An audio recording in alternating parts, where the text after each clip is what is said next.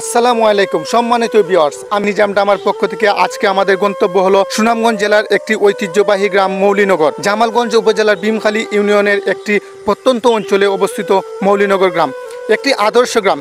এখানে শিক্ষার হার, মানুষের জীবনমান সবকিছু এগিয়ে থাকলেও আপনারা যে রাস্তাগুলো দেখতে পাচ্ছেন, রাস্তার দিক দিয়ে মৌলিনগর গ্রাম অনেক পিছিয়ে আছে। বাংলাদেশ স্বাধীনতার পর থেকে এই পর্যন্ত অনেক উন্নয়ন হয়েছে, কিন্তু মৌলিনগর গ্রামের কোনো উন্নয়ন হয় নাই। এখানে মানুষ আধুনিক হলেও তাদের রাস্তাঘাট জীবনমানের উন্নয়ন হতে গেলে যে রাস্তার উন্নয়ন দরকার, সেই রাস্তার উন্নয়ন আজ পর্যন্ত হতে পারে নাই, কেউ করে দেয় নাই। কারণ এটা মৌলিনগর গ্রামের কপালের দোষ। এখানে জনপ্রতিনিধি অনেকেই আসেন, অনেকেই অনেক প্রতিশ্রুতি দেন, কিন্তু কখনোই মৌলিনগর গ্রামের পাশে কেউ দাঁড়ায়নি এবং মৌলিনগর গ্রামকে একটি রাস্তা কেউ তৈরি করে দেয় নাই। বাংলাদেশ সরকারও দেয় নাই। বাংলাদেশের সরকারের যে প্রতিনিধি আছে, যারা জনগণের প্রতিনিধি আমরা যাদেরকে বলি, তারাও কখনো এইরকম একটি রাস্তা নির্মাণ করে দেয় নাই। অবহেলিত একটি জায়গার নাম মৌলিনগর, যেখানে শুধু কাঁচা রাস্তা এবং প্রান্তিক অঞ্চল। হাওর পাড়ের মানুষ আমরা। হাওরের বেষ্টিত এলাকার মধ্যেখানে অবস্থিত এই মৌলিনগর গ্রামটি। পেছনে আছে আটগাঁও মাহমুদপুর, আর এক পাশে আছে চান্দবাড়ি, অন্য পাশে আছে হাওর। কিন্তু এই এত সুন্দর লীলাভূমি এই মৌলিনগর গ্রাম। এখানে অনেকেই হয়তো যদি আজকে একটি পাকা রাস্তা থাকতো, একটু আধুনিকত রাস্তাঘাট, তাহলে অবশ্যই হয়তো অনেক মানুষ আসতো এখানে ভ্রমণ করতে। কারণ সৌন্দর্যে ভরা এই মৌলিনগর গ্রাম। আছে প্রাচীন নিদর্শন, আছে তাদের একটি সুন্দর মসজিদ, যে মসজিদটি আসলে নির্মিত হয়েছে অনেক বছর আগে। বর্তমানে কালের বিবর্তনে মসজিদটি অনেক পুরাতন হওয়ায় সেটা আজ সংস্কার হচ্ছে। কিন্তু একটা সময় বিভিন্ন জায়গা থেকে, দূর দূরান্ত থেকে দেখা যেত সেই মসজিদটি। এত সুন্দর একটি মসজিদ ছিল। এখনো বর্তমানে অবস্থিত আছে সেই মসজিদ। মৌলিনগরের মানুষের ব্যবহার, আচার আচরণ, উত্তম ব্যবহারের অধিকারী তারা। তাদের সর্বদা হাসি মুখ, তাদের কোনো ক্লান্তি নেই। তাদের এত কষ্ট বুকে চাপা রেখেও তারা সবার সাথে হাসি খুশি ভাবে চলাফেরা করে। তাদের মনে দুঃখ একটাই, তারা আজ পর্যন্ত একটি পাকা সড়ক ফেলো না। কিন্তু তারা কেন এই পাকা সড়ক ফেলো না? তাদের এই পাকা সড়কগুলো কারা খেলো? কোন জনপ্রতিনিধিগণ আশ্বাসের পর আশ্বাস দিয়েছেন, মিথ্যার পর মিথ্যা প্রতিশ্রুতি দিয়েছেন, কিন্তু কখনো মৌলিনগর গ্রামের জন্য সত্যিকার অর্থে তাদের মন থেকে আজ পর্যন্ত একটি রাস্তা নির্মাণের উদ্যোগ নেন নাই। আমি প্রশ্ন রাখতে চাই সেই সমস্ত জনপ্রতিনিধিদের কাছে, যারা নাকি মৌলিনগর গ্রামকে আশ্বাস দিয়েছেন যুগের পর যুগ ধরে, কিন্তু তাদের সাথে তুলনা করেছেন, তাদের ভোটের সময় তাদের পা ধরেছেন, হাতে ধরেছেন, মিথ্যা প্রতিশ্রুতি দিয়েছেন, কিন্তু কখনো তাদের জবানের দাম রাখেন নাই এবং মৌলিনগর গ্রামকে সবসময় অবহেলিতের খাতায় নাম লিখিয়ে রাখেছেন। এখানে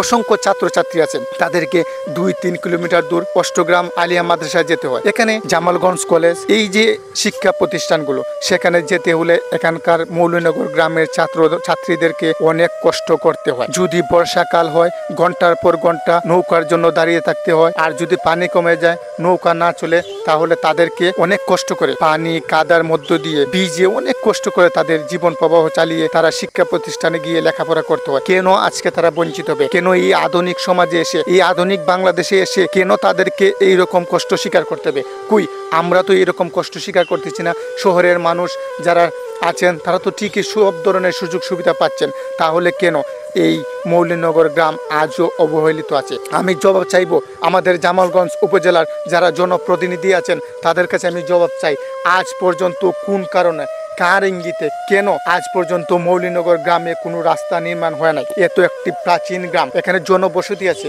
অনেক মানুষ আছে, তাদের কি আপনাদের চোখে লাগে না? আপনাদের তো সব কিছুই লাগে। আপনারা গাড়ি পান, বাড়ি পান, আপনারা রাস্তা পান, আপনারা সব ধরনের সুযোগ সুবিধা পান, কিন্তু মৌলিনগর গ্রামের মানুষ আজও কেন অবহেলিত?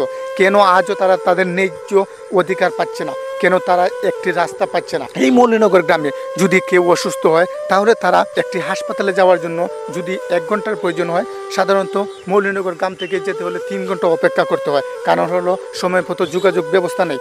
যোগাযোগ ব্যবস্থা না থাকার কারণে তারা যে কৃষি, তারা মৎস্য খাতে যে অর্জন করবে, তারা সেগুলো পাচ্ছে না। তারা সঠিক দাম পাচ্ছে না।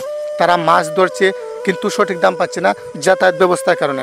তারা ফসল উঠাচ্ছে গড়ে, কিন্তু যাতায়াত ব্যবস্থার কারণে তারা ঠিক মতো তাদের ফসলের ন্যায্য দাম পাচ্ছে না। তারা সব দিক দিয়ে অবহেলিত। তাদের বাচ্চারা লেখাপড়া করবে সংগ্রাম করে, আর আপনারা সোনার চামচ নিয়ে মুখে জন্মগ্রহণ করেছেন, আপনারা ভালো ভালো শিক্ষা প্রতিষ্ঠানে লেখাপড়া করতেছেন, কিন্তু এই মৌলিনগর গ্রামের সন্তানরা যারা আজকে লেখাপড়া করেছে, যারা প্রতিষ্ঠিত হয়েছে, তারা অনেক কষ্ট সংগ্রাম করে। তাই আপনাদের মতন মানুষদের কারণে আজও পর্যন্ত তাদের এখানে একটা রাস্তা হলো না। আমি বলবো এই মৌলিনগরের মানুষ সত্যিকার অর্থে তারা একজন যোদ্ধা মনোভাবের মানুষ। আমি সেলুট জানাই তাদেরকে, সবাই তাদেরকে সেলুট জানান। কারণ মৌলিনগর গ্রাম এইরকম একটি প্রান্তিক অঞ্চলে থেকে, পানির মধ্যে থেকে সুবিধা বঞ্চিত হয়েও তারা যে আজ এই আসতে পেরেছে এবং তারা এই মানব সভ্যতাকে এগিয়ে নিয়ে যাচ্ছে, তাদের অমায়িক ব্যবহার, তাদের ভালোবাসা, তাদের আচার আচরণ সব কিছুই আসলে প্রশংসার যোগ্য। আমি বিনীতভাবে অনুরোধ জানাচ্ছি জামালগঞ্জ যারা দায়িত্বপ্রাপ্ত, যারা জনপ্রতিনিধি আছেন, আপনাদের কাছে হাত জোর করে আমি প্রার্থনা জানাই, আপনারা অতি তাড়াতাড়ি যত শীঘ্র হয় মৌলভীনগর গ্রামের রাস্তাটিকে ফাঁকা করে দিন।